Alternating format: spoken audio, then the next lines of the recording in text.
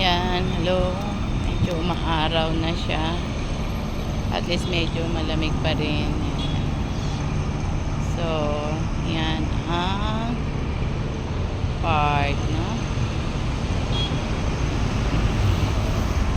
Yan, medyo blurry sa likod. Yan, waiting tayo. Nawa nasa mabuti kayong kalagayan. Keep praying. February 17 na, 2024. So, nakalahati na natin ang February. Tapos na naman. Sunod, tapos na naman ang Heart Month. Welcome na naman ang March. Ito na, summer.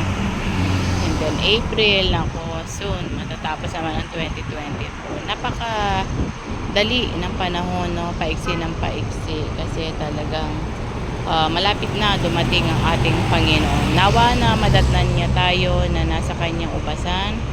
Gumagawa tayo sa kanyang mga will, sa kanyang mga utos.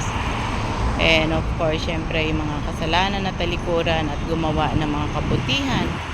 At ganun din na talagang naglilingkod tayo at sumasamba sa ating Panginoong Jesus. Yan po ang kanyang nais na be prepared. Sabi niya na kahit anuman dapat ready po tayo, no?